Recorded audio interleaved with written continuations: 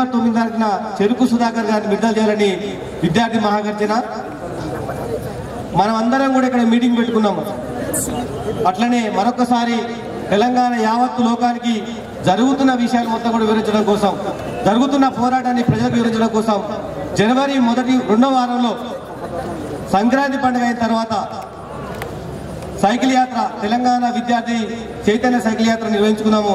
దాదాపుగా 200 సైకిళ్ళు అటొక batch ఇటొక batch పోయి గ్రామాన్ని తిరుగుతూ ఒకవైపున విద్యార్థి నిర్మాణము, మరొకటి తెలంగాణ పోరాటము. అదే సందర్భంలో తెలంగాణ ప్రజల మొత్తం కూడా కలిసి పని పెట్టుకుందామని తెలియజేస్తూ, మిత్రులారా, చివరిగా మన ముఖ్య అతిథి గారు ఉన్నారు ఇక్కడ, కరుణాకర్ రెడ్డి గారు, జేఎన్టీయు మరి విద్యార్థి జేఏసీ చైర్మన్ గారు మరి ఆ యూనివర్సిటీలో ఇప్పుడే వారు చర్చలు చేసి అక్కడ జరుగుతున్నటువంటి మన సకల జిల్లా సమ్మెలో 40 రోజుల పాటు ఉద్యమంలో ఉన్న విద్యార్థులకు హాజరు శాతాన్ని మినహాయించమని మనం డిమాండ్ పెడితే, అదే డిమాండ్ మీద మరి వారు ఇక్కడ పోరాటం చేసి విజయం సాధించి వచ్చినారు. కాబట్టి వారిని విషయాన్ని మాత్రమే వివరించాల్సిందిగా కోరుతున్నాం.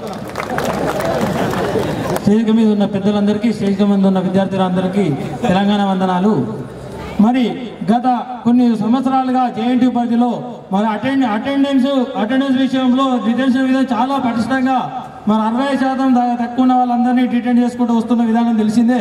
మరి ఈసారి సీమాంధ్ర యాజమాన్యాల పరిధిలో ఉన్న ఇంజనీరింగ్ కాలేజీలన్నీ కూడా విద్యార్థులు తెలంగాణ ఉద్యమంలో ఎవరైతే యాక్టివ్గా తిరుగుతున్నారో వాళ్ళని ఏరికోరి 2400 మంది విద్యార్థుల్ని డిటెంట్ చేసి ఈ రోజు గత 5 రోజుల నుండి ఇబ్బంది పెడుతున్న పరిస్థితుల్లో మొన్న ఏఐసిటీ చైర్మన్ గారు జేఎన్టీకి వచ్చిన పక్షాన ఆయనను గౌరవ చేసి అడ్డుకుంటే 5 రోజుల నుండి నిరంతరంగా పోరాటం చేస్తే ఇప్పుడే వీసీ గారు సంబంధిత అధికారులందరూ కూడా పిలిచి ఇప్పుడే జేఎన్టీ పరిధిలో చర్చలు జరిపి మరి ఈ రోజు అదే అటెండెన్స్ శాతాన్ని 40% కుదించి మరి తెలంగాణ విద్యార్థులందరూ కూడా న్యాయం చేసే విధంగా జేఎన్టీ చేసే పక్షంలో కూడా మరి చేసి ఈ రోజు కార్యక్రమం రావడానికి లేట్ అయింది. ఇప్పటి వరకు ఉన్న లేట్ కూడా మాకు అదే కారణము.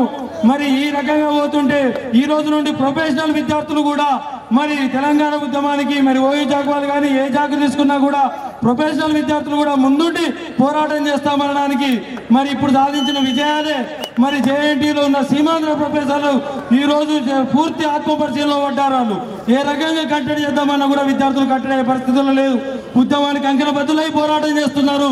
మరి వీళ్ళు ఏ విధంగా కట్టడి చేసినా కూడా కట్టడి కాలేని పరిస్థితి ఉంది. ఆత్మ పరిశీలన పడ్డప్పుడు కూడా విద్యార్థులు ముందుకు వస్తున్నా అంటే ఈనాడు తెలంగాణ మీద ఉన్న ఉద్దేశమే. మరి ఇంకా వివరంగా మాట్లాడాలనుకున్నా 1 నిమిషం టైం ఇచ్చారు కనుక ఈ అవకాశం ఇచ్చినందరికీ కృతజ్ఞతలు ముగిస్తున్నాను. మిత్రులారా, మహాత్మా జ్యోతిరావు పూలే వర్ధంతి చేసుకుంటున్నాము. ఉత్తరప్రదేశ్లో మాయావతి గారి పార్టీ బహుజన సమాజ్ పార్టీ తెలంగాణలో విద్యార్థులు మొత్తం కూడా సర్వజనుల విద్యార్థులు మొత్తం కూడా తీసుకుపోయే విధంగా మన విద్యార్థి ఉద్యమం ఉంటుంది. మేము ఎవరికి వ్యతిరేకం కాదు. ఈ తెలంగాణ ప్రాంతంలో ఏ కులం వారైతే తెలంగాణ జెండా పట్టుకుంటారో వాళ్ళ జెండా పట్టుకోవడానికి మేము సిద్ధంగా ఉన్నాం. వాళ్ళ చేయి పట్టుకోవడానికి మేము సిద్ధంగా ఉన్నాము.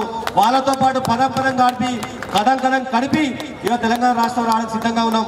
మా జేఏసీ పక్షాన మా జిల్లా జేఏసీ, కర్నూలు జిల్లా జేఏసీ అధ్యక్షుడు మరి ఏనుగు రవీందర్ రెడ్డి గారు ఉన్నారు, కరుణాకర్ రెడ్డి గారు ఉన్నారు.